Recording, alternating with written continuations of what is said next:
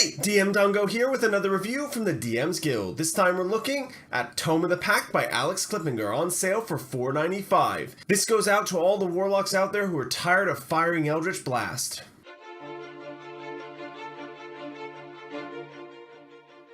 So, Tome of the Pact, what is it? Well, if you haven't heard of this platinum bestseller, I'd be really surprised. Tome of the Pact is a warlock-focused supplement that takes a deep dive on patrons, pacts, and evocations. It includes 12 sections, 9 of which are dedicated to the patrons themselves, 1 to brand new invocations, of which there are 24, and 1 to 2 new backgrounds, and 1 to the meeting of the minds of the warlocks. So let's talk about the patron sections.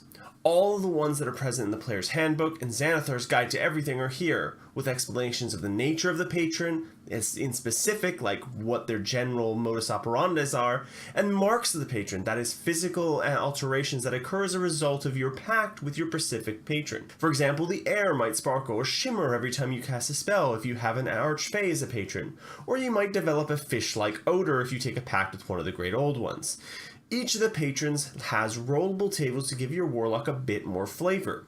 In addition to those marks, you have marks of the boon, which changes the various pacts that a warlock may take.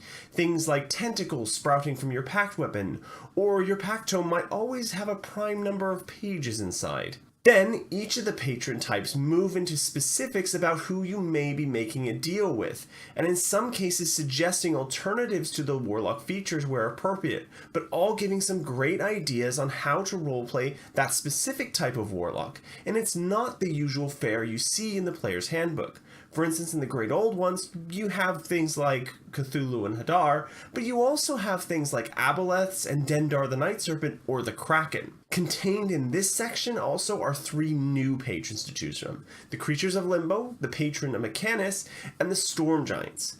If you love a bit of randomness, the Creatures of Limbo is definitely for you and is one of my favorites just for the pure chaos of it. Moving on to invocations, there's a plethora of choice here, some augmenting existing warlock staple spells like Armor of Agathis, and others making unique changes to spells that ordinarily see a miss from most players, like Zariel's Wrathful Strike, which lets True Strike be cast as a reaction.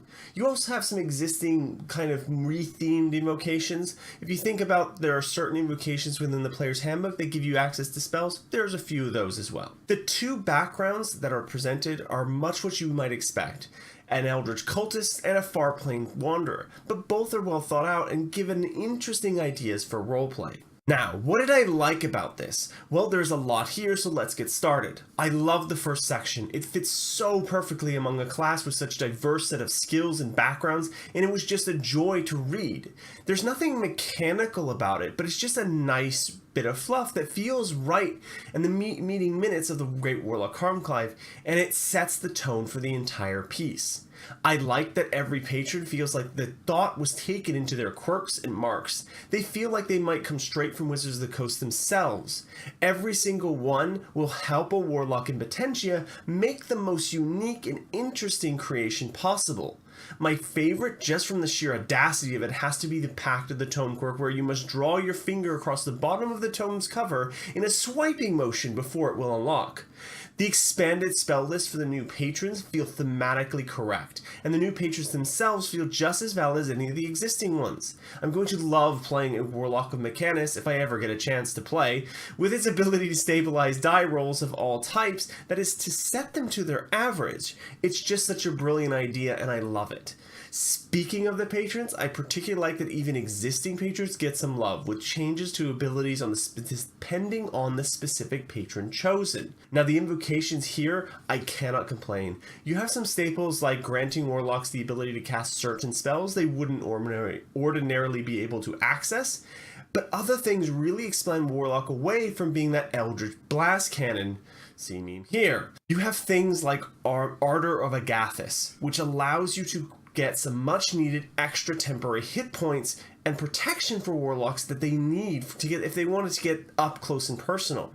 Or Touch Levisticus, which alters the Chill Touch cantrip to be more like a line attack, dealing damage equal to your Charisma modifier to every creature in between you and your intended target. It's a really interesting idea. The big thing I like about this, though, is the whole section is that it gives pause for warlocks choosing cantrips.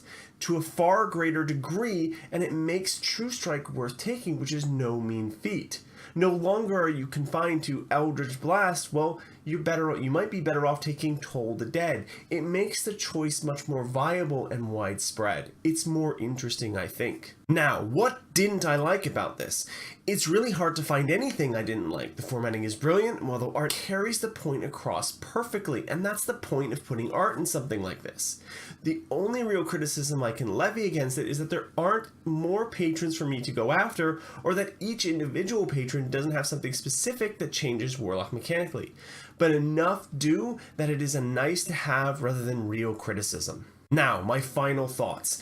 I'm just going to come out and say it. If you are playing a Warlock, thinking about playing a Warlock, or a DM who wants to give their players more options when it comes to playing this really fun class, buy this book now. 5 out of 5 easily. Alex is a brilliant writer to look out for. Anything else he does in the future, you should pick up, look at least give the second glance to. There is a bright future ahead of him, and I look forward to seeing what he produces next.